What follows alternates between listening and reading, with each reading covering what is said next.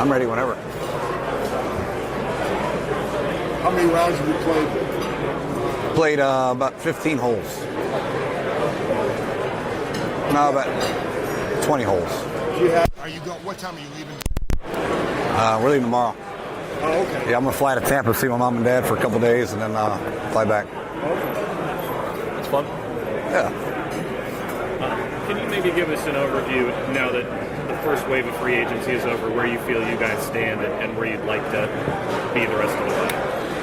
Well, signing Landon Collins, obviously a big deal. We've been looking for that type of player. As I mentioned at his press conference, losing Preston and Jamison and a few of the other guys has hurt us a little bit, but signing Eric Flowers has helped a little bit as far as the offensive line depth, and trying him at left guard I think is going to be an interesting deal, and that's something I think he can handle, but also have the ability to be a backup to both tackle spots like Ty Inseki was last year is critical also. So I feel good about where we are. Obviously re-signing Adrian Peterson is a cool deal, and getting Brian Quick, give him another opportunity here. He's big and can run. I think we're pretty well. I think we're in a good spot. Speaking of Flowers, when you move inside, not everybody can do that. So what do you see in him that maybe gives him a better chance to go inside to left guard and be effective? Yeah, I think, we didn't know that about Brandon either. We just, projection-wise, with his strength and his size and his ability to move, I think it'll be a natural, easy fit for him, really. We drafted Brandon. I remember they came out in the same class. Brandon and Eric came out in the same class. They're rated right next to each other. Eric was more of a tackle, and Brandon was projected more of a guard. But I think both of them, athletic, big, and can move, I think be an easy transition. Is that something where you just put a lot of faith in Bill Callahan? Like, he can coach anybody? Yeah, I think so. And you also put a lot of faith in the player that he can learn it and he can handle the adjustments that are necessary to make as a guard. I mean, it is different, like you say.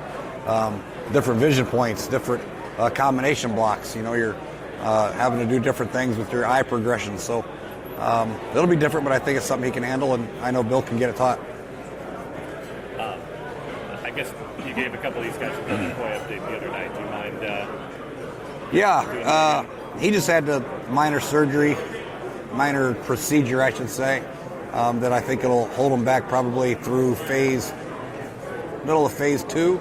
I think for OTAs he should be good to go as far as practices are concerned, but it's nothing serious. I think what happened was when he had the injury, we were aggressive trying to get him back on the field so fast that we probably didn't give it time enough to heal the right way. So they went back in and did a small procedure to make sure that thing is on track to be full strength by the season. So which quarterbacks do you have available to you when OTAs start? Right now, Case, that I know of, right? Is Josh on the roster? No. Free agent? No, Okay. Free agent. Did he have a surgery on his ankle? Case? Or Josh? Josh had a procedure done as well, yes. And is that? I think we had a lot of procedures done. Have you had any procedures done? I need one. I need a brain procedure. But yeah, I'm okay. Do you want another arm for the purposes of Yeah, OTAs? I think we're going to have to get one, whether it's a draft or, we're still looking at some guys that are available right now.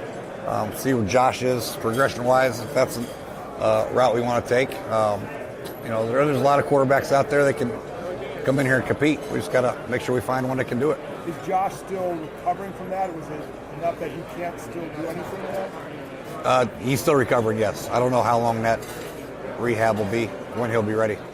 When you talk about the draft,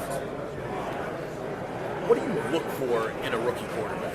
This would be your first chance to draft a guy at that position. Like, what do you want in that guy? Well, you obviously look at the skill set, his production over the years, how much has he played, critical situations, how he's progressed throughout his career. But the skill set, obviously height, weight, arm strength, escapability, play a factor into it. Height, not so much anymore as it may be used to. But how he handles. That's right, that the height is less important? Yeah, I mean, it depends on the type of player that he is. Obviously, if you're a pocket passer, you need to be a bigger body so you can see and function in a pocket. If you're a guy that's going to get outside the pocket and move and use your legs, then height is really not all that important anymore because there's a lot of different ways to handle the movements with the rush, with the RPOs and the movements. And you can play and function extremely well like Russell's done. So it just depends on the type of player you are. Doug has said if there's a QB at 15, it's an easy choice for you guys. Are you looking for a first-round quarterback? We're looking at all quarterbacks. We're looking at all positions, really. At the end of the day, when you're talking at 15, you'll see how the board goes and then who's out there. If it's a quarterback we think can really help us, then yeah, we'll take a quarterback for sure.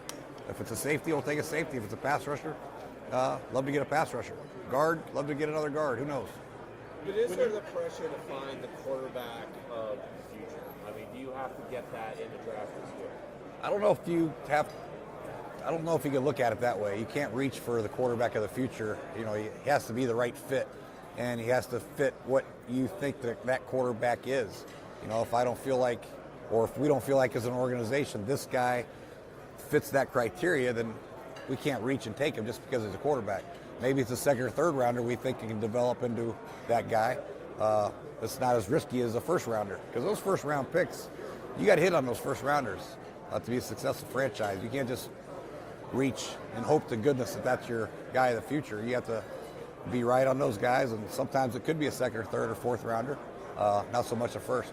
But can you believe that that quarterback of the future would be a fourth rounder? Can you go into this draft saying, we think this guy here in the fourth is the guy that... You never know until you get him in the building and work with him. You know, and you just hope that the guy has a skill set, whoever that is, first, second, third, fourth round, that you can develop and he can grow and mature into that person for you. Some guys will, some guys won't, obviously. It's well documented how many guys have failed in that regard, but it's also well documented how many guys have taken that leadership role and produced in a big way. How do you separate the fourth round guy who could develop versus a guy who first round may be ready now? What's kind of the separator in those two different types of prospects for you at quarterback specifically? Well, I think usually the top picks usually have a skill set that's pretty obvious. You know, they can spin the heck out of it. They're very productive in college. Obviously, sometimes the third, fourth rounders, maybe they haven't had as much success in college for year in and year out. Maybe they're not quite as big. Maybe they're not quite as fast or what have you. But they have a skill set that you feel like you can develop. Maybe they have an intangible that they've taken their team and they've won a lot of games despite being only 6'1" or 6'2". You know what I mean? So, you know, there's a lot that goes into the position, and it's very hard to tell until you get the guy in your building and work with them and see how he interacts with the players, how he adapts to the system, your terminology, the pressure that he's going to face on Sundays.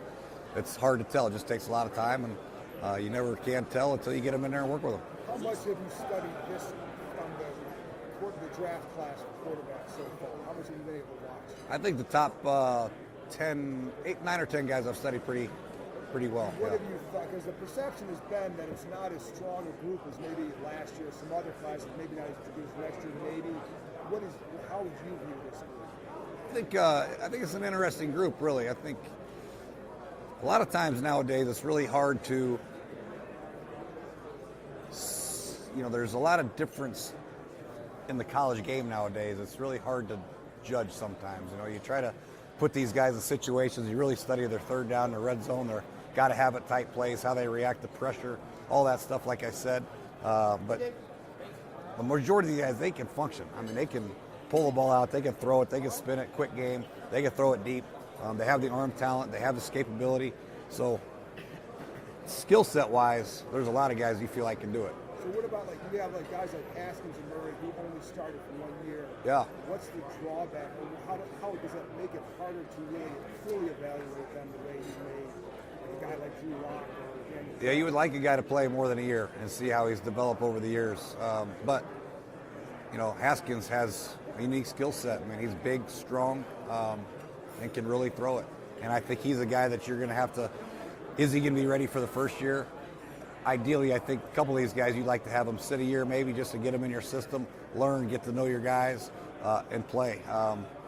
Especially those guys only play 1 year. But Kyler has such a unique skill set with his 4-3 ability, his ability to get outside the pocket with the RPOs. If he's a scheme fit for whoever takes him, he can play year one if they utilize him, obviously, with the skills that he has. How hard is it to take a guy at that 15th pick and then have him maybe sit for a year? It'd be hard. Yeah, it'd be hard. I think it just depends on where you are as a team and who your starter is. You know, if you have a veteran starter that you feel like might shut it down, or you feel like you need somebody to come in and compete with that starter, then so be it. But Drew could come in and compete right now. Just ideally, I think when you have a guy who's only played 1 year, you'd probably like to have him sit a little bit just to get him used to it. But not to say he couldn't play. I'm sure he could come in and compete if you're to take a guy like Haskins or whoever else, Locke or Greer, whoever else is in this draft at 15. You would expect them to come in and compete. If they don't win the job, you can't just hand the ball over to them. They have to win the job, though. You know what I mean? And you'd give them every opportunity to do that. And if they did, great. If not, you sit them until you feel like they're ready. So when you bring a quarterback into the building for a pre-draft workout or whatever, what do you want to do with them, and what do you want to see from him in that time? I think we're going to grind him on the tape, what he knows about football, and really third down situations, 2 minutes, all the situations that are needed to be successful. How he handles pressure, how he handles the protections, really important. How he's going to protect himself. You know, what he knows about overload blitzes and jam fronts and double A blitzes and nickel blitzes and all that stuff. So just try to get a base general knowledge, what he knows about the game, X's and O's wise, but mainly get to know him as a person, how quickly we feel like he can learn. There's a lot to learn. You know, each week there's a different game plan, so to speak. You're going to see different defenses, different set of challenges each week, how we feel like he can adapt to those situations. Never can tell in an interview like that, but it's good to get to know the guy in a personal level as well. Missing the playoffs 3 straight years, how do you balance developing a quarterback for the long-term future of the franchise versus probably a pressure to win this season, get to the playoffs this season? I think anytime you're a starting quarterback, you're expected to win. There's no developmental process here. This is not AAA baseball. We're trying to develop a pitcher here. We're trying to win a game right now. If we feel like we draft a quarterback in the first, second, third, or 7th round and he's going to start day one, we expect great things from him. And the players will expect great things from him. Ryan Kerrigan's not expecting us to come out and let's build for the future. You know, we got to win now. Josh Norman, same way. Landon Collins didn't come here to be good in 2034. You know, they came here to be good and compete and win a Super Bowl this year. So whoever that player is, that position of quarterback, high expectations for us, from us. That's the way it's going to be. You think Landon can play that long? Yeah, probably. A spokesman the other day told us that there hadn't been a decision rendered on Reuben Foster. They were still looking into more evidence and trying to. Is that frustrating to see other guys like Kareem Hunt? They've already decided, you know, what their fate is, and we still don't know about Reuben. It is a little frustrating. You know, I'm sure it is for him. But, you know, we have to let the process play out. That's just the way it is. We knew that going in when we claimed him, that this could be a long deal, but we would like to have some answers soon. I mean, I would like to have them before free agency, but that's already come and gone. Love to have it before the draft. I mean, it's kind of important to know if a 23-year-old linebacker is going to be on your team or not. So, you know, it's kind of important, but we also know that there was some risk involved in it. We do have to let the commissioner do his thing and take his time. Is he still on that exempt list? Or can he, like, when the workouts start, can he start working out? Yeah, he's still on the exempt list from what I understand, right? So he can't work out with you guys then? He's been down there working out, yes. But as far as with team activities, I don't think he can do that stuff yet. Jay, what went into the decision to cut Zach Brown and Stacey McGee? Well, I think Stacey did some good things. I think salary-wise is probably the most important thing for both those guys. They're, you know, good football players, but, you know, Stacey's in a very crowded room with a very young, talented group. I mean, really. I mean, Jonathan Duran, Matt Ioannidis, obviously Caleb Brantley, have high hopes for him. Who else do we have? We have somebody else pretty good. Settle. So it's a crowded room there. And then linebacker, you know, obviously we have high hopes for Reuben, but salary-wise, mostly for Zach. So it has been said on the radio that you're frustrated about your free agency, that more wasn't done. You weren't notified about Landon Collins, and you want to jump out a window. Yeah, no. I was Landon Collins, we all graded as our number one prospect, so I was. You were involved in all the Landon Collins for sure. stuff. I mean, You know, I think every coach in here, if you really poll them, they probably want total control, but there's only probably one of them in here that has it, right? So no coach is going to be totally. Everybody has their opinions, but at the end of the day, we give our reports, we give our recommendations, we have our say. Guys are signed. We're happy with the guys we signed. We're going to coach whoever's on our football team. So in a perfect world, sure, I'd like to have total control, but I don't. That's just not my position. And I accept that, and our coaches accept that. And every decision we make is a unified decision. We're all on the same team, all on board, and all accept it, and we'll all work hard to make it work. You said at your postseason press conference that you wanted to revamp some of the communication processes, something like that, or things like that. What has gone on? What kind of meetings happened? What kind of changes have been made to get everybody on the same page? As far as free agency, I think we did a great job. I think we all came in there and went by position. The coordinators were in there. We graded the guys. And Eric Schaefer, Bruce Allen, they went into things with the negotiations. I am not in on negotiations at all. So a lot of times I won't know that we signed a guy if they sign him at 11 o'clock at night till the next morning. So that's just natural. But that's how it works. We rank our guys in a perfect world, who we like to have, but we know that with the salary cap the way it is, if Landon Collins' number goes way up here, we may be out of the mix of a middle linebacker that we wanted or guard that we might have wanted. That's where the frustration might come in. Or, damn, we need this too. But, at the end of the day, to target a guy like Landon and get him a difference maker on defense was really the ultimate goal. And then everything else will have to fit together via guys like Eric Flowers, which we're happy to get, Brian Quick, and then addressing the draft as well. And then there'll be some other free agents we'll try to get here in the next couple of weeks as well, possibly. But are you ever surprised by moves, or do you know that, well, we think we're bringing these guys in, and then it's just a matter of which one gets signed by the... Yeah, there's a move or two I might be surprised by, but for the most part, I'm on board on all of them. I think so. Really, it's good. It works out fine. I think the media there I don't know where they got that from, but frustration sometimes may set in from time to time for a move or two, but at the end of the day, I know that I'm on board, and I know that Doug and Bruce and Eric Schaefer and Dan are trying to better this football team and put us in a position to win, and I'll coach whoever's on the dang field. At the end of the year, though, in your end-of-season presser, you did say you want better communication between the front office and the coaching staff. Yeah. Has that started to happen for you? Have you guys addressed that? Yeah, no, we're in good shape. We're in good shape. And especially I look forward to the draft also. Kyle Smith is doing an unbelievable job. Him and the scouts and ranking the players and communicating with the coaches and finding out what they want, what exactly we're targeting, the skill set we're looking for, all that good stuff. Free agency is kind of it just happens so fast a lot of times. The weird thing about free agency is, in my mind, is insane, is this 2-day negotiation window. When does it start? Tampering, whatever it is. So you're really out of it. Can you call the player? You can't even talk to the player anyway. So all these deals are being done 2 or 3 days in advance. But are they really done? Then you go back and call again. And so it's really an unknown deal, really, until the player comes in here and actually signs a contract. So it's kind of a free-for-all, and it's hard to be totally involved in the negotiations when are they official. So, but I know that we're very happy to get Landon, very happy to get Eric Flowers. Brian Quick's going to come in and give us another veteran presence with some speed at receiver. Obviously, AP, we're happy to re-sign. So I think we're in a good spot.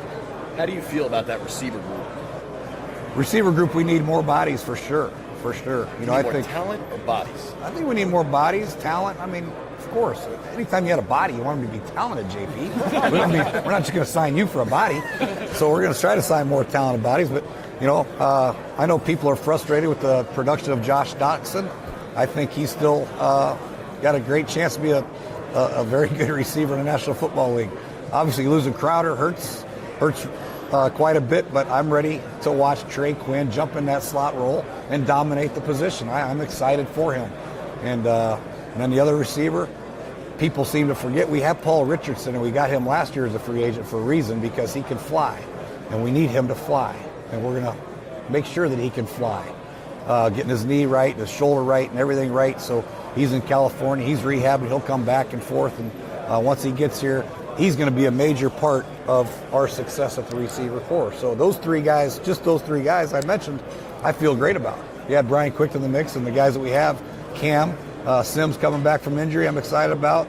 Obviously, Robert Davis coming back from injury. I don't know how long he'll be out, but he's a young, talented, big, strong sucker that I really like. JU did some great things in special teams. He's going to progress as a receiver. So we got a group of skilled guys in there, but we do need to add to that mix. With Paul, do you think you ever saw fully what he could do? Because it seemed like he was hurt in training camp. Yeah, I think you're right. And no, I think he showed glimpses in training camp of, wow, this guy can run. He's got great hands. But I think he was beat up a little bit. The shoulder, I think, was giving him a little bit more problems than he would probably want to say, and he'll probably get mad at me for saying that, but I do want to see that on tape again. And I know he's got it in him. I know he wants that back, and he's going to ask for a lot more opportunities to make plays on the ball this year, and he'll get it if he's 100% healthy. For what you want to do with like the play action game and all that, how important is it to have a guy with his skill set? Yeah. Kind of stretch the field a little bit too. Well, it's important for sure. I think it, to get that top level fast down the field and clear it out for the next level, whoever that is, whether it's Jordan or Trey or Vernon or whoever it is important. And sometimes he won't be the top level. Maybe Vernon will be the top level because he can run. So having that luxury of having a guy that can really run fast, put the pressure on a defense, get on the toes of the corner or the safety and make them to get the heck out of there is important. You're saying he's going back and forth between California and Redskins Park. Are you 100% sure he's going to be fine for OTAs and whatever else? I'm 100% sure he'll be fine, yes. And so, mentally, yes. I don't know how much he's going to do in OTAs. Slide over to running back. What do you want that, obviously CT will do his thing, but what do you want that to look like real fast? Yeah, it's an interesting dilemma right there. I think number one is Geis got to get healthy. So he's got to take care of his body. He's young. I'm sure it'll be effortless for him to get himself back in shape, but still, we're talking about a major knee injury for a running back. So it's something we have to really look at, make sure he's 100%, and then make sure he still runs with the same type of energy and charisma and effort that he played with before the injury, because sometimes those injuries have an effect on you mentally. I don't think it will at Darius. I know Darius, it won't, but you still never know. Having AP back is nice. I mean, he rushed for over 1,000 yards. He's get a little bit older, but he doesn't look it. He's in great shape. Saw him the other day. It's a great dilemma to have those two guys, but the guy who I really want to see is, everybody thinks he's in my doghouse, is Samaje. Samaje's not gotten the opportunities. I'm upset about that. It's my fault. But I have not given up on Samaje. He's young, he's strong, he's physical, and I need to see him take that next step, and I got to give him that opportunity to do that. And it's going to be hard with Geis and AP in there to get him the ball, but he deserves an opportunity to get the ball, and I got to figure out a way to get him the ball. So that'll be a tough dynamic, but I got to get that done. And then, of course, Chris and Byron Marshall, their skill set is what it is. It's a long way away, but just roster construction, probably carrying 3 quarterbacks based on this conversation. Can you carry 4 running backs? I don't know. I think that's something we have to look at. Tight ends, running backs, offensive linemen. If you carry 3 quarterbacks, which I've never been a fan of, it'll have an impact on another position, like you say. It could be corners. So we'll have to wait and see how that plans out. Let's get everybody in the building. Let's let everybody compete like we normally do, and then we'll find the best 53 and then the best 46. Based on O-line, you might need more of them. Yeah, we might need a lot more. I don't know who's going to practice. When you go back to and did kind of the self-scouting and all that kind of stuff, what did you find about your play calling last year? And kind of, because I know obviously it changed dramatically from what you had the year before, but different quarterbacks. And how much did the personnel have to do with that, specifically in regards to the use of play action, things like that, ability to get down the field? Yeah, I think play calling wise, it can always be better. You're always frustrated when you don't score every time you have the ball. You feel like you have the talent to have the, very prolific offense and be in the top 5 or obviously top 10 as far as yards, points, all that stuff. And when you're not, you're like, why? We got a good offensive line. We had good tight ends. We had a great quarterback in Alex. Receivers were solid. We just didn't have the production to match. And part of it was, you get to know Alex a little bit. Alex, you get to know your system. You're trying to work in some plays for him and RPOs and all that stuff. And, just when you feel like you're getting comfortable with them, he goes down. Then you got to try to get Colt ready to go. And then obviously Josh Johnson and Mark Sanchez had to get their role. So, but overall, I think you look from a play caller standpoint, you try to look at situational ball, third down, red zone, most important. And then we got to do a much better job, as I mentioned before, on first down. We had to have the most second down and long plays in the history of the NFL. I mean, look it up, somebody. 2nd and 10 plus, we had to have as many as anybody has ever had. So that's an area that when you have 2nd and 10 plus, your playbook shrinks dramatically as opposed to 2nd and 5 or 6. It's a totally different deal. So I think our job, not only on third down red zone, but first down, we got to be a much better football team. You spend a lot of time in the offseason kind of going through that, figuring out what you need to do, how you can change that, or is it? Yeah, there's so many different things to do, and that's the type. The hard thing is right now is who are we? What are we going to be? Are we going to have a fullback? Because that now your playbook expands with all the fullback runs, the play actions, and the drop back passes with the fullback. 2 tight ends. Are you going to have 2 tight ends? You can feature more of 11 personnel, just 3 receivers and 1 tight end. Who's that tight end going to be? In the running game. So there's so many different personnel groups we're battling with right now, and different identities that it's hard. So what's holding that up? I mean, don't you kind of know? I mean, is it the draft you're waiting on, or don't you got to wait on a draft, get everybody in here, get everybody see who's healthy, all that good stuff, and then mainly the personnel groups, fullback, tight end is really what we're looking at here. Who are our guys going to be in that personnel group setting? Last year we kind of tinkered around with, we had 2 tight end sets. We had Sprinkle or 3. We had Sprinkle and Vernon. We had Sprinkle and Jordan, and we had Jordan and Vernon. It's kind of pain in the neck, you're drawing all these plays. And then if you throw a fullback in there, you're going to have a fullback and a tight end. Well, which tight end is that going to be? You're going to feature the running game. It'll probably be Sprinkle more so, but then Vernon and Jordan are standing next to you, and you're like, hey, how you doing? Once you get out there, you guys are our best receivers. So, that's something we just have to tinker with and find out our best identity with our best skill in the game, and try to get those plays called with that group in there. When you have that, the way you're talking too, the other team's going to know. Yeah, exactly. So your tendencies are probably through the roof when you throw, that's what we trying to guard against. We got to figure out ways to be balanced in all personnel group settings and make sure that's really what we're studying in the offseason and moving forward, how we can adapt our running game to make sure we have equal amount of runs in each personnel group with each person in that group. Stylistically, too, are you guys taking steps to maybe refine that running game, get it to match up more with the passing game, the play action game, all those kinds of things? Oh, for sure. That's always day one installs. You put in a run, whether it's an inside zone, then you put the play pass off of it. Then you put in the gap plays, and you put the play action off those gap plays. Then you put in the outside zone, you put the keepers and the bootlegs and the stiff protections off of those bootleg plays. The key is to get in any kind of groove and be able to get first down, 2nd and 5, 1st and 10. Then you can really start to have some production as far as your play calling or your variety is concerned. Towards the end of the year, we had so many 3 and outs that, you're panicking. It's like, what do you want to call first down this time? Trying to get a drive going here, boys. How much you're a quarterback? You're a play caller. You're an offensive dude. How hard was last year for you? Oh, it's hard. It's hard, but you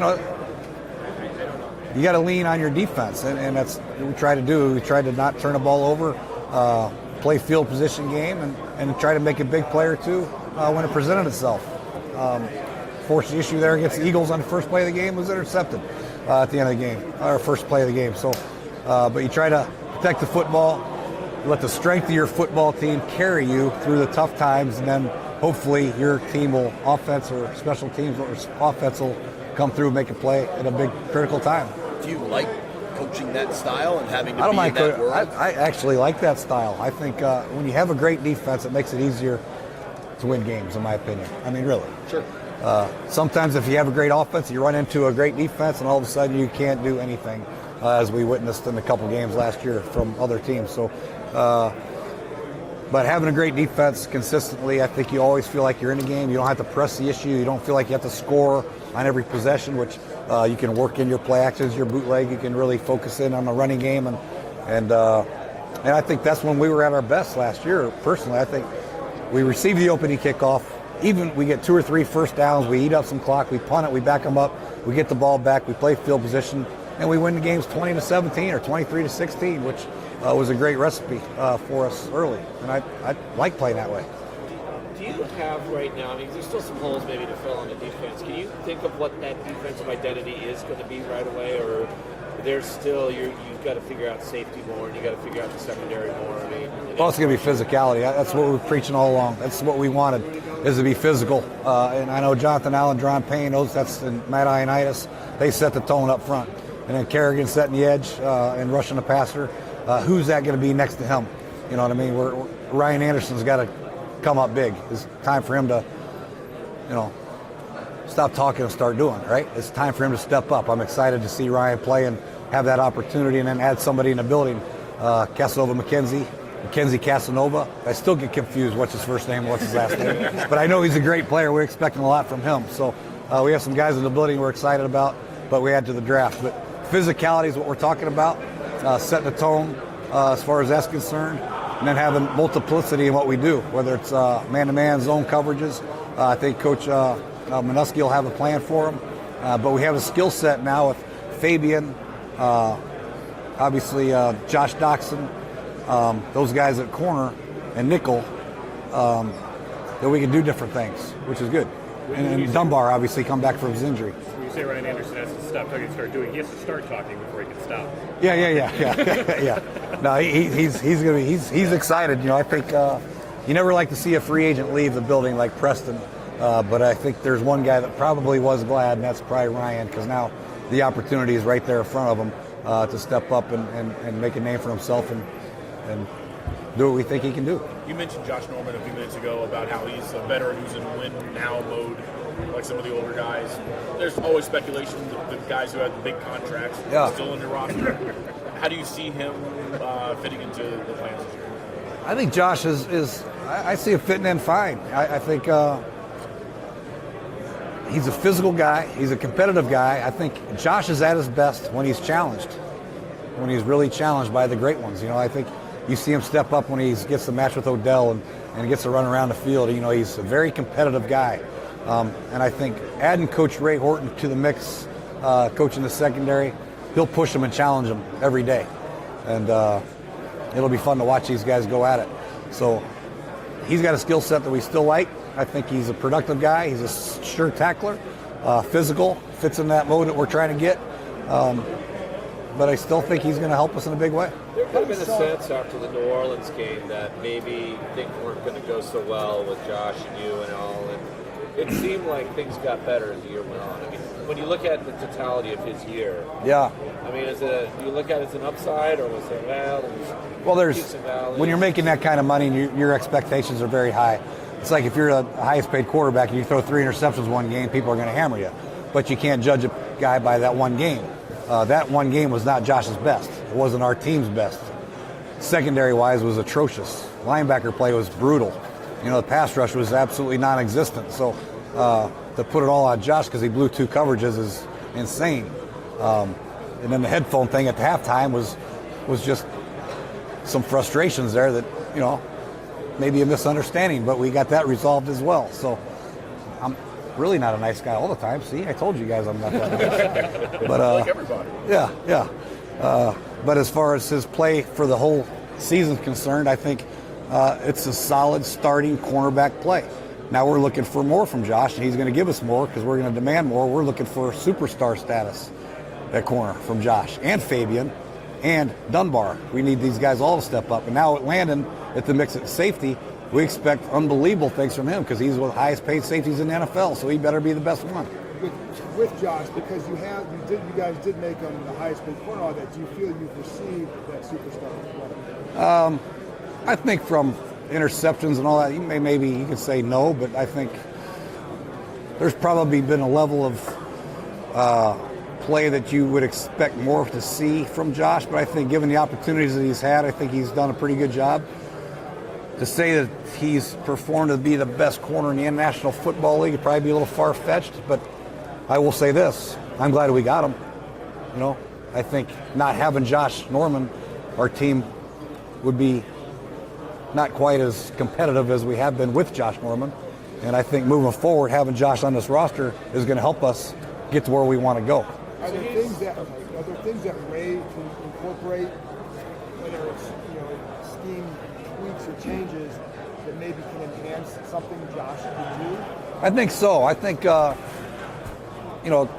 Coach Gray is a great fundamental football coach, did some great things for us, but having the experience with Coach Horton in different schemes, different leverages, different techniques, I think will help Josh a lot, personally, as long as Josh is accepting the role, and which I know he will be.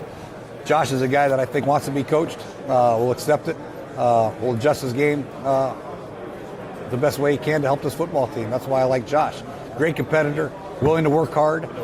People think that he's just out dancing with the stars and all that stuff, but Josh is one of our hardest workers. He's on the field extra working.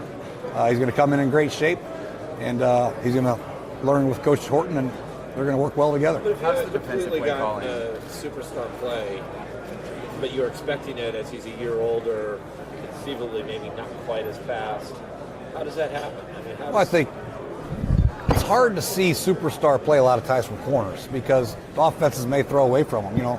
Patrick Peterson, some games you'll see he might only have one tackle and no pass breakups. You'll be like, well, Patrick didn't even play. Well, they didn't throw his way. They go the other way or they work inside. So the opportunities for a corner to really make an impact on a football game are few and far between. We just hope that when those plays present themselves, that he will make those plays in the future. So it's hard to really judge Josh's play because he doesn't get a lot of opportunities.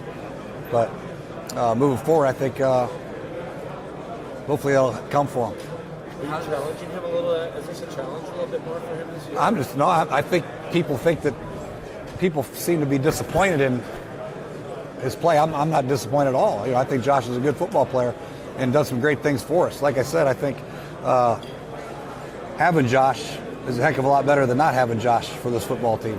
When you come to free agency, because then you bring up the money, you bring up the money part, like it doesn't necessarily change a player. So is it hard to sometimes balance, like, okay, we know we have to pay this guy this much. It doesn't mean he's necessarily at that point, but we know it's what it takes to get him in here.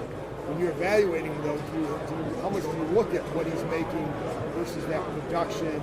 What you gave him? I think it's important. You have to look at. If you're going to pay somebody that kind of money, you better have high expectations for them. You just got to understand that certain positions will be able to produce a little bit more than others. Maybe if you're having a nose tackle, he might only have 2 tackles a game. You'd be like, why'd you give him that much money? Well, he ate up the double teams and let the linebackers run free. He did his job. And that's what we expect these guys to do, is do their job, but also have an impact on the game at some point. Landon Collins, we expect him to have an impact on the game. Maybe not so much in the stat sheet, but from a way that he impacts our entire defense and our football team. And that might not come on Sunday. It might come on Wednesday. It might come on a Friday walkthrough or what have you. That's what we expect. The same with Josh. It's a total package as far as not just what they do on Sundays, but what they do during the week and during the offseason, the expectations we have for them to help the younger guys develop as well. Back on the offensive side, how is Kevin's role, even though the position is the same, how is Kevin's role going to be different than what Matt was doing? I think he's going to have more freedom to do more X's and O's and more game planning.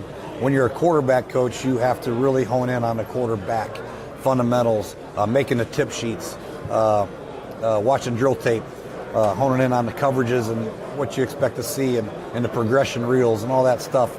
Now as a coordinator, I think you can look at how we want to attack the Giant defense, how we want to go after Philadelphia. Let's study Dallas's red zone defense this week and see how we want to attack it next year moving forward, being everything's the same, things like that.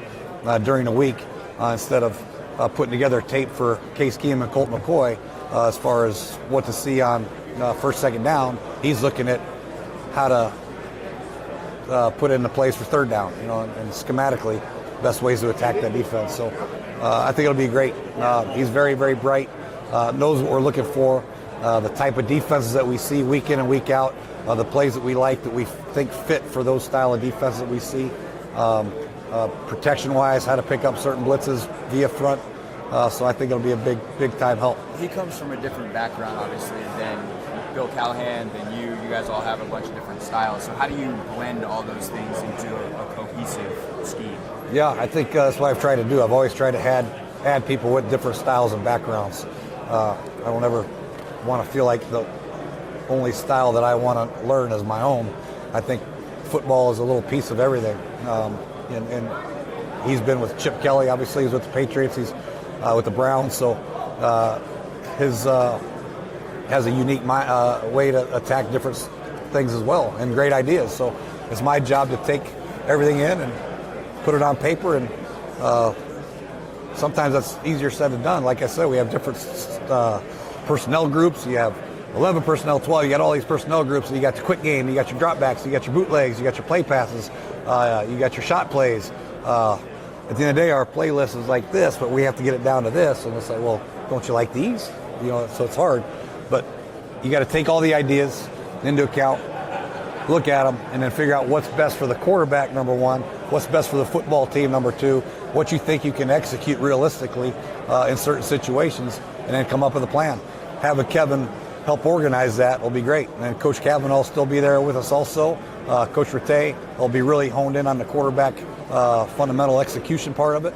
And I think it's a good way about going about it. Along those lines, have you and Alex Smith talked about what kind of presence you'd like him to have in the building with the guys before he's able to get back out there? No, not yet. I think the most important thing for him to do is he's all in on his recovery and his rehab, and that's all I want him to worry about right now. I don't, because it's such it's going to be hard for him, and I know that in order to recover from this, he's going to have to put his whole mind, body, and soul into this thing, and I know he will. And once he feels like he can come into the building, the doors will be wide open for him, and he can take whatever role he wants. Do you have a better idea of what he's facing this year or next year or in the future for? I have no idea. You know what I mean? I don't think anybody really does. You can look at it, but nobody really knows what he's going through other than him. But like I said before, if there's anybody that will overcome any type of odds or adversity, it'll be him. And so I can't wait to see him when he comes back and welcome him back in a big way and see where he's at. Jay, when healthy, what made Jamison Crowder so successful in the slot for you guys? Well, first of all, he's very smart. You have to be smart to play in there. You have to be fearless. He's fearless. So in order to be in a slot, before you look at any skill set whatsoever, you have to be smart and you have to be fearless. So he's got those two. And then you have to have some quickness and ability to separate, which he can do. You don't have to be a long speed guy, run a 4.2, 5.40. Your in and out of breaks is critical. You have to recognize man and zone, which he can do. You have to have strong hands, which he has. To me, he's as good a slot receiver in the game when healthy because he can do all the things. He can read man and zone. He can separate from man. And he's got strong hands, and he's fearless, and he's excellent after the catch. How beneficial would he be for Sam Darnold in his second year, having a guy with his experience? Awesome. He's for anybody. He'd be a great benefit for a rookie quarterback, for a 15 or 20-year vet quarterback. He's a great player. Great players make it easy on quarterbacks, especially in the slot. Those guys are a quarterback's best friend. The tight ends working in the slot receiver. You see what Edelman does and Amendola's done in their career, and obviously Jamison Crowder and guys like that, and Cole Beasley when he's the quarterback's best friend, and the tight ends. It's a lot easier to throw these intermediate type throws and try to throw outside the numbers and read man and zone. I mean, some of these option routes, these guys can get open no matter what the coverage is, and they're easier throws, and those guys can make 5-yard gains into 25-yard gains. So that's what Jamison's specialty is.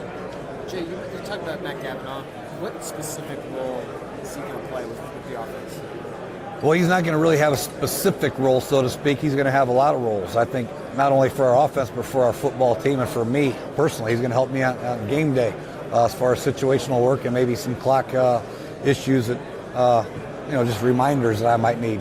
During the week, he can help in a lot of different things as far as putting tapes together for our team and team meetings, and then from an offensive perspective, continue to help with ideas and making sure that we're well organized and not leaving anything swept under. We just can't just sweep things up, make sure everything's addressed the right way, make sure we rep everything. I think a lot of times we talk about the volume that we have in a game plan.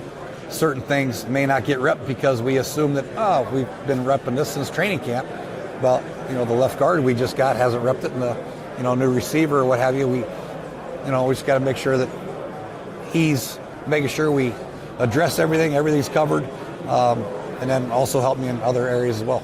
We talked about Darius earlier, but where is he exactly health-wise right now? Well, I think exactly, I don't know. I think in his mind he feels pretty good. That's what he's telling me, I guess. He just posted another video. Did he? Yeah. What's he doing? Just now. Running Dancing? around, going under hurdles. Not dancing. No, not playing Fortnite? Not playing Fortnite. Yeah. No, I think Darius will be fine. When you look Training at the- camp still the plan there? Yeah, for sure. The OTA work? Maybe individual type stuff in OTAs for sure. And then when mandatory camp comes along, we'll see where he's at. I think for the most part, maybe get him hopefully with Randy as far as doing some individual drills, but mainly being with the trainer and all that good stuff.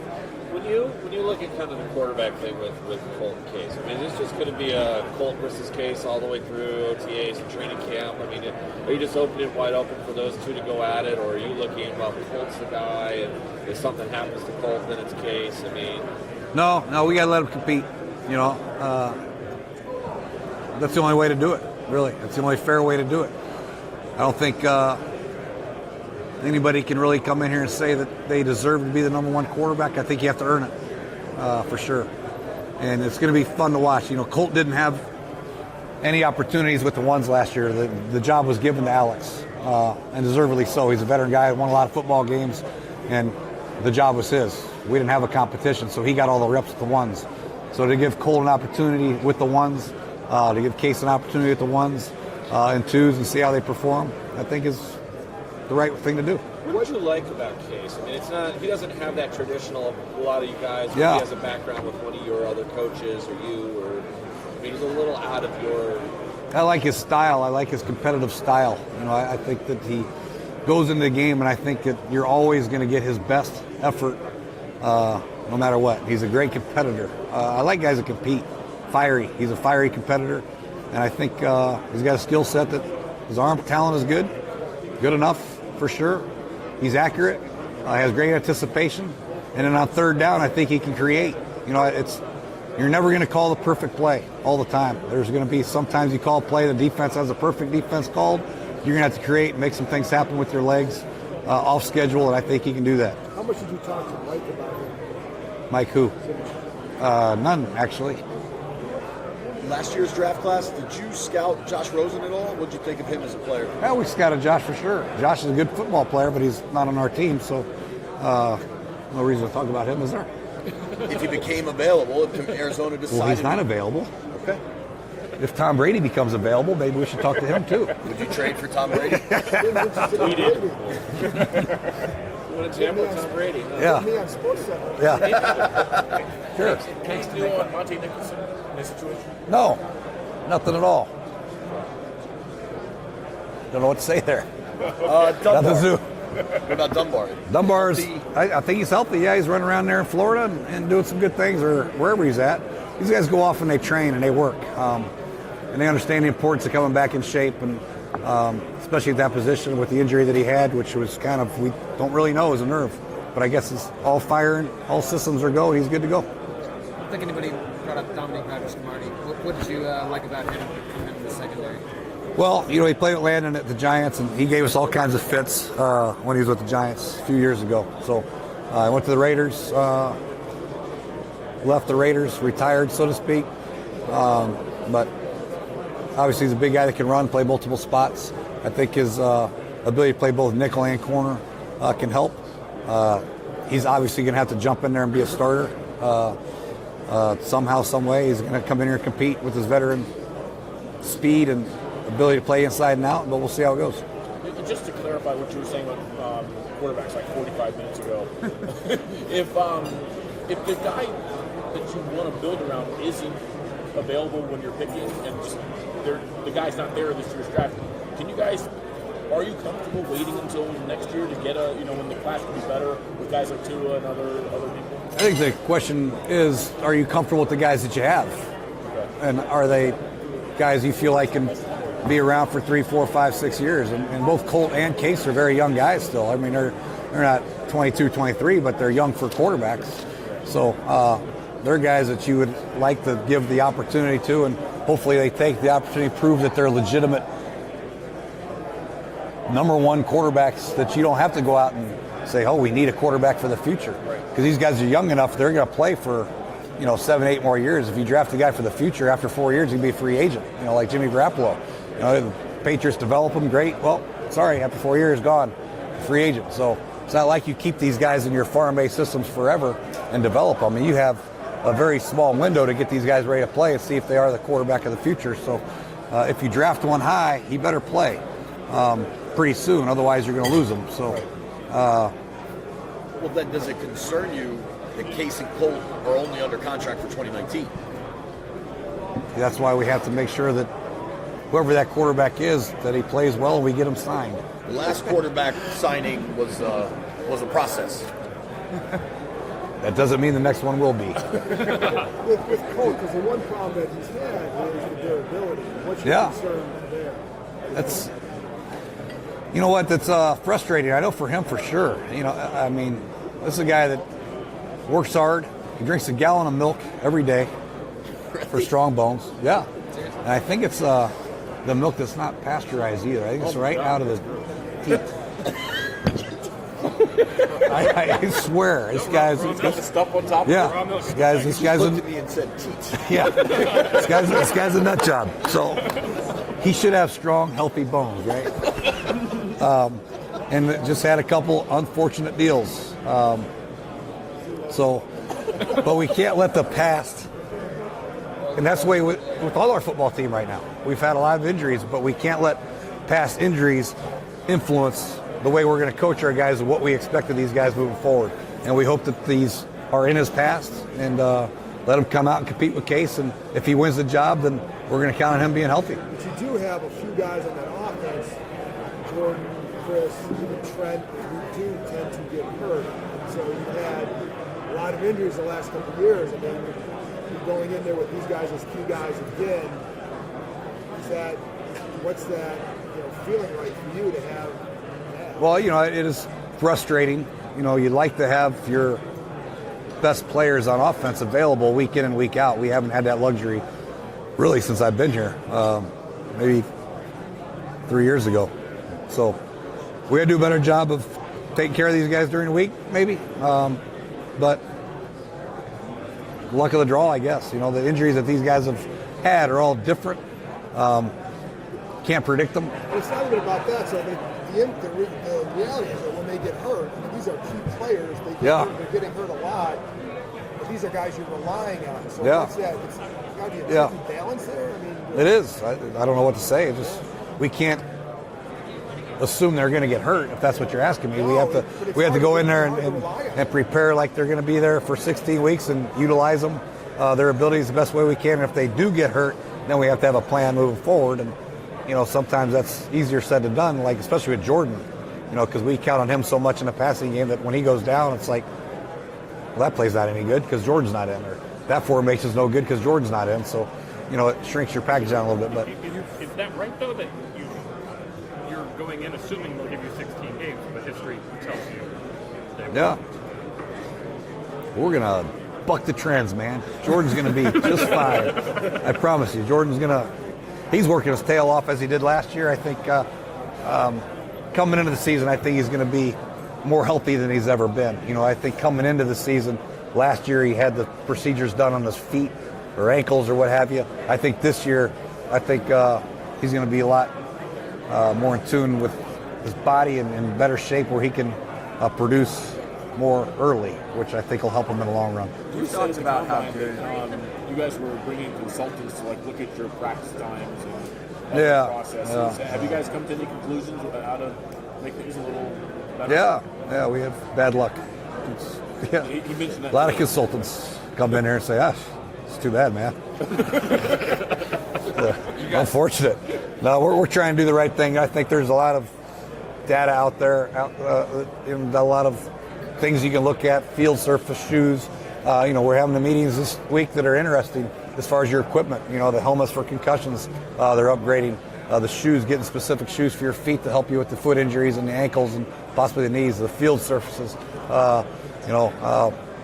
Maybe we can improve those and make sure we're on page there. But as far as how we practice, making sure we're not overdoing their lower extremities, making sure they're not squatting on Tuesday and then going out and doing bungees with the line. You know what I mean? Yeah. I think there's a lot of things that we can look at how we practice.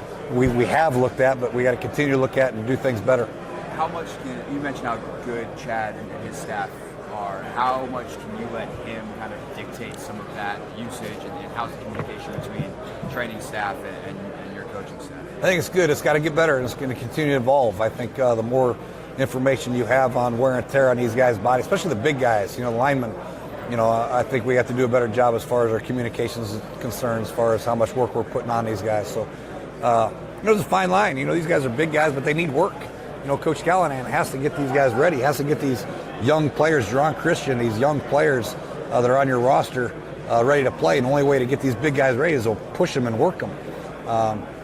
So I don't know what the correct definition is for how much is too much or how little is too little.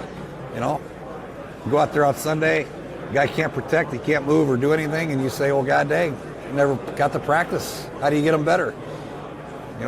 But then you get them out there and he gets hurt, you say, well, you're overworking them. So we got to find that balance and make sure we, number one, get the guys physically ready to play, and number two, do the best thing we can to make sure we're keeping them healthy enough where they get a chance to play every Sunday, not just one or two. Do you think specifically with the O-line, how Bill works those guys can change? Maybe that could be something that's Yeah, I know we'll look at all of it for sure, but I love the way Bill works those guys. I think it's necessary. Maybe a guy like Morgan and maybe a guy like Trent, maybe we do more in the hot, cold tub than less on the field with those guys and work the other guys. But I think Bill gets these guys ready to play, and you have to, because we've had to play so many of them that guys that you don't expect to play, guys, rookies or first-year guys or guys you signed on Wednesday have to play out Sunday. He does a great job getting ready to play, but we do have to look at the overall health. But when you look at the overall health, you're looking at two pecs, you're looking at ankles, you're looking at feet, you're looking at, it's not so much muscle related, it's more knees. Jerron Christian blew his knee out, so is that overwork? I mean, we've had a shoulder, so it's just, the injuries are all over the place. So I wish we had one we just targeted and say, well, that's why, but I don't know if that ought to be the case. Have you guys been talking to anybody about joint practices at Richmond, and do you like those?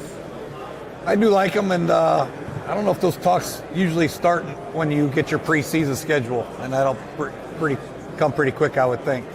Like if we're playing somebody home week 2, we'll see if that team wants to come a couple days before, or maybe we'll travel this year. But I think the thought of doing it is good. Jay, I know you guys put out the road proposal this week about reviewing uncalled penalties. And Yeah. I'm curious, did you have an initial reaction, obviously, based on that championship game, that really made that feel like that was an important issue you guys wanted to tackle? In terms of I think it's been talked about. The coaches had meetings yesterday. We're trying to find a solution, and I don't know if there ever is going to be a true solution. You don't want this thing to be over-reffed, over-called, and overlooked at either. You don't want games to be 4 or 5 hours because they're looking at every play. But you do want to make sure that those plays are called right. They have a major effect on seasons, on professions, on, you know what I mean? Yeah. We had a couple calls that we thought were pretty blatant that didn't get called. It cost us games, which, changes our season quite a bit if we get those calls. So you just want it to be right. And I think the competition committee, they're approaching it the right way. They're looking at all kinds of different avenues, whether it's the replay guy having more stuff on his plate, maybe being able to challenge a little bit of everything. But at the end of the day, I think something that we all have to come in agreement to. And the tough thing right now is just there's a lot of gray area as far as, okay, you give the replay guy a little bit more, how much more? What's he going to be able to do? And is he going to stop the game for every little thing? That's a tough thing. Or you're going to be able to challenge everything. You're going to put flags on the field now. How many flags, what flags are you going to be able to challenge? Is it just OPI, DPI? Is it holding? Is it defensive holding? Is it offensive PI? So there's a lot of issues that have to be ironed out. And I know that, Coach Tomlin and Coach Payton on the Rules Comp Committee, they're doing the best they can to handle all the information and present it to us. But at the end of the day, it has to be presented and voted on. Every general manager, every owner has to approve it. And that's a tough process. Could you take the temperature of other coaches just feeling about that? I think there's, without a doubt, everybody wants the game called properly, and we don't want to see something happen, what happened in the New Orleans game and the Rams game. Even the play where Goff got face masked running down, would that be a play beat then? Because that was a blatant face mask that would have given him first and goal to 1, which would have not even brought that other play into play. So how much are you willing to let these guys have, and how many opportunities do you want to have to stop the game and call these things? I think the human error part of it is still kind of interesting and makes the game kind of fun, actually. But I don't know. It's a tough deal. Did you find the end of the Houston game interesting and fun? No, I did not. That's the whole thing. I didn't think so. You're trying to avoid, and you're trying to make sure you get these calls right, but to what level and to how much you're going to put on this guy. And there's still going to be what I think is a blatant pass interference call is not what Coach Tomlin thinks is blatant, or Coach Harbaugh thinks is blatant, or my brother thinks is blatant. So a lot of these plays that you show, yes, that is PI. No, that's not PI. That's not blatant PI. That's not something that should be buzzed down and overruled. So the obvious ones are the ones we're trying to make sure that we get right. The bang bang ones, the ones that we're going to argue about, those are the ones that you're going to have your issues with. Yeah, I speak for all of us when I say we're still fascinated by the Colt McCoy thing. When you were a player, did you have any dietary quirks or things you had to have? No, I ate poorly. They called me bad body. Someone who played in other leagues and coached in other leagues, do you think it would be beneficial for NFL teams to be able to send some of your guys, reserve future guys, backup guys in the roster to a league like the Alliance or these other leagues to get game experience at this time of the year? Yeah, I think it would help a lot of guys. Is it better to have your guys in your building? Right now, they can't be in the building. If you can't be in the building, is it better for them to play? Yeah, for sure. Especially the lower half that you need to see play. And a lot of these guys won't get a great opportunity in OTAs because, you only have an hour and 45 minutes, and your threes versus threes is not going to get that many reps. And then training camp is the same way. You're going to try to get these guys as much work, but they'll get to work in the third preseason game, fourth preseason, whatever it is. But to get an opportunity to play, I think is always very, very good and beneficial to these young players. Have you seen any of their games in the Lions? For sure. I've watched quite a few of them, actually. And always looking for talent. And I think once the season's over, we'll get all the tape and evaluate. There's going to be some guys from that league that come in and play. When I coached in the UFL, we had a number of guys that come in and help teams win and be successful. So even in the Arena League, we had some guys do it. So, yeah, for sure. It's a great opportunity for these guys to show what they have. What do you feel about the quality of the play? I think it's solid, really. I think there's always going to be some struggles. It's always going to be hard to find good, solid quarterback play. It's always going to be hard to find good offensive line play. There's the issues right there that you have. But overall, I think defensively, seeing some guys that can run, receivers, guys make plays. So, yeah, I think it's been good. Yep. Jay, what type of player are the Patriots getting in Maurice Harris? Maurice Harris. Well, Maurice Harris is a good all-around receiver. He can do every position. He's very smart. He can line up outside, inside. When he's healthy, he's a physical guy. He can do good things in the running game. But just an all-around good, productive guy. Very disciplined in his routes and got great hands. What do you think he needs to do to have success in the NFL? Stay healthy. Okay. Yep. Guys, that's it. We're done. Thank you, Jay. Thank you, Jay. Yep. Thanks, sir.